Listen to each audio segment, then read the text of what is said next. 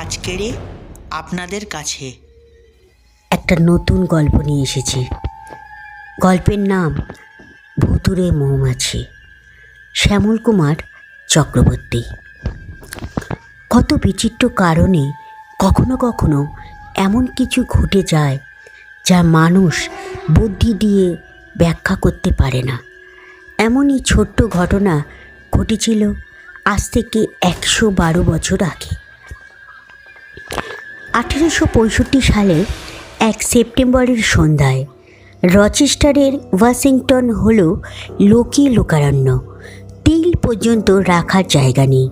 সে যুগের বিশ্বের 2 সেরা বিলিয়ার্ড খেলোয়াড় লুই ফক্স আর জন ডিয়ারি সেদিন বিশ্ব বিলিয়ার্ড প্রতিযোগিতায় ফাইনাল খেলায় পরস্পরের মুখোমুখি হয়েছেন। ঠিক 1 বছর আগেও তাদের মধ্যে খেলা হয়েছিল, কিন্তু সে খেলা শেষ হয়নি। বিজয়ী যে কে তাও ঠিক হয়নি। তাই এই ফাইনালে চমক আরও বেড়ে গিয়েছে। হলের গেট অনেক আগেই বন্ধ হয়ে গিয়েছে। বাইরে ভিড় ও জনতার সমুদ্রে রূপ নিয়েছে। খেলার ফলাফল শোনার জন্য তারা চঞ্চল হয়ে গেছে। ভেতরেও উৎসাহী দর্শকদের বাঁধ ভাঙো ভাঙো অবস্থা। খেলা শুরু হলো। দর্শকদের মধ্যে নেমে এলো একটা অদ্ভুত নীরবতা।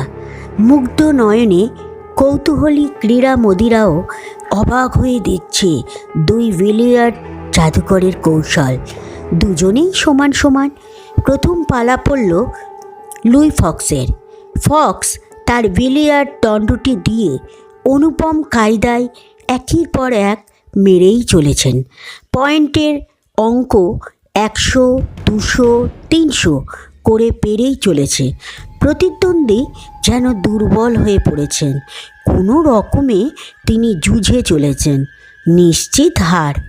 ফক্সের পালা শেষ হয় আর একটা সোজা মার বাকি। ফক্স এটা ঠিকমতো মারতে পারলে নির্ঘাত জয়ী হবে। উত্তেজনায় নির্বাক দর্শকরা অপেক্ষা করছে সেই মারটির জন্য। চারপাশ নিস্তব্ধ নির্ঝুম। জয়ের আশায় উৎসাহী ফক্স এগিয়ে চলেছেন বিলিয়ার্ড টেবিলের দিকে তার শেষ মারটির জন্য। দর্শকরাও তাকে অভিনন্দন জানানোর জন্য চঞ্চল হয়ে উঠেছে। সারা পৃথিবীর মানুষের সংবর্ধনা পাওয়ার সুখ স্বপ্নে ফক্সের প্রাণ মন দুলে দুলে উঠছে। আর ওদিকে পরাজয়রত ডিয়ারি আনত ম্লান মুখে অপেক্ষা করছে সেই অভিশপ্ত মুহূর্তটির জন্য। লুই ফক্স হাতের কিউটি দিয়ে তার শেষ মারটি মারতে যাবেন, এমন সময় কোথা থেকে যেন ছোট্ট একটা মৌমাছি গুনগুন শব্দে বিলিয়ার্ড টেবিলের দিকে উড়ে এলো। তার হালকা পাখা দুটি নিয়ে উঠতে উঠতে ঘুরতে ঘুরতে সে বলটির ওপর গিয়ে বসল। মুচকি হেসে ফক্স হাত দিয়ে মৌমাছিটি তাড়িয়ে আবার রেডি হলেন বলটি মারার জন্য। কিন্তু এ কী ব্যাপার! আবার সেই মৌমাছিটা ঘুরতে ঘুরতে এসে ঠিক সেই বলটির ওপরই বসে পড়ল। ছোট্ট এই মজার ঘটনায় চারপাশে হাসি ও গুঞ্জন ছড়িয়ে পড়ল। হঠাৎ এই বিচ্ছিরি ঘটনায় ফক্স একটু বিরক্ত হলেন। বেয়াদব মৌমাছিটাকে তাড়াবার জন্য ফক্স বলটাকে একটু ঠেলে দিলেন।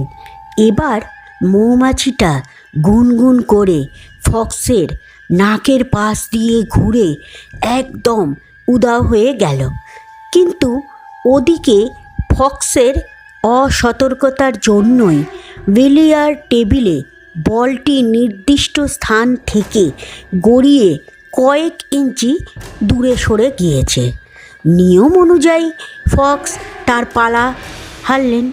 গম্ভীরভাবে টেবিলের সামনে থেকে দূরে দাঁড়ালেন। প্রতিদ্বন্দ্বী ডিয়ারি টেবিলের কাছে এগিয়ে এলেন। তিনি যেন তার সকল হারানো উদ্যমকে ফিরে পেয়েছেন। ধীরে ধীরে বেশ সতর্কতার সঙ্গে তিনি তার কিউ দিয়ে একের পর এক মেরে চললেন, আর পয়েন্টের পরিমাণও ক্রমেই বাড়তে থাকলো। এতক্ষণ যে হারছিলেন, হঠাৎ তার জয়ের আশা দেখে দর্শকরাও বিস্মিত হয়ে উঠল। দর্শকরাও এবার ডিয়ারিকেই উৎসাহ দিতে আরম্ভ করল। হতচিত্ত পরাজিত ডিয়ারির গম্ভীর মুখ হাসিতে ভরে উঠল। ক্রমে ডিয়ারি তার শেষ মারটি মেরে ফক্সের পয়েন্টের সংখ্যাকে ছাড়িয়ে গেলেন। হাজার হাজার দর্শকের উল্লাসের মধ্যে ডিয়ারি বিশ্ববিজয়ী ঘোষিত হলেন। আর ওদিকে লুই ফক্স পাথরের মূর্তির মতো এক কোণে দাঁড়িয়ে আকাশ পাতাল ভেবে চলেছে কোথা দিয়ে কি হয়ে গেল। অর্থহীন দৃষ্টিতে ফক্স দর্শকদের উল্লাসের দিকে তাকিয়ে, দর্শকদের প্রচণ্ড চিৎকারের মধ্যেও তিনি সেই ছোট্ট মৌমাছিটার গুনগুন ধ্বনি বেশি করে শুনছেন। সেই ধ্বনি তার কাছে হলে সব কোলাহলকে ছাপিয়ে দিচ্ছে। যখন মনে করছেন মৌমাছিটা যেন তাকে ঘিরেই উড়ে চলেছে, চঞ্চল হয়ে ওঠেন ফক্স। না, এর হাত থেকে ছাড়া পেতেই হবে, মুক্তি পেতেই হবে। এপাশে বিশ্ববিজয়ী ডিয়ারি করমর্দনের জন্য হাত বাড়িয়ে দিয়েছেন ফক্সের সামনে, কিন্তু ফক্সের সেদিকে খেয়ালই নেই। উদাস দৃষ্টিতে ফক্স তাকিয়ে আছেন। তাকে সেই মৌমাছিটার গুনগুন ধ্বনি পেয়ে বসেছে। হঠাৎ ফক্স সেই ভিড়ের মধ্য থেকে বেরিয়ে অন্ধকার গলি দিয়ে উদ্দেশ্যহীন পথে ছুটতে লাগলেন। কিন্তু না, তবু তার মনে হচ্ছে দর্শকদের চিৎকার আর মৌমাছির গুনগুন ধ্বনি তার পিছু নিয়েছে। ক্লান্ত, শ্রান্ত, উদ্ভ্রান্ত ফক্স আর ছুটতে পারেন না। থেমে পড়লেন শহরের বাইরে একটা ছোট্ট পাহাড়িয়া নদীর ওপর, ছোট্ট পুলের ওপর, কাঠের পুল। নিচ দিয়ে বয়ে চলেছে খরস্রোতা নদী। না, এখনও ফক্সের নিস্তার নেই। ফক্স নদীর জলের সেই কুলকুল ধ্বনির মধ্যেও দর্শকদের উল্লাস ধ্বনি আর তাকে ছাপিয়ে ওঠা সেই মৌমাছিটার গুনগুন ধ্বনি শুনতে পাচ্ছেন। না, আর সহ্য হয় না। ফক্সের মুখ থেকে অকস্মাৎ এই কথাটা বেরিয়ে আসে। তারপর কোথা দিয়ে যে কি হয়ে গেল তা কেউ জানে না।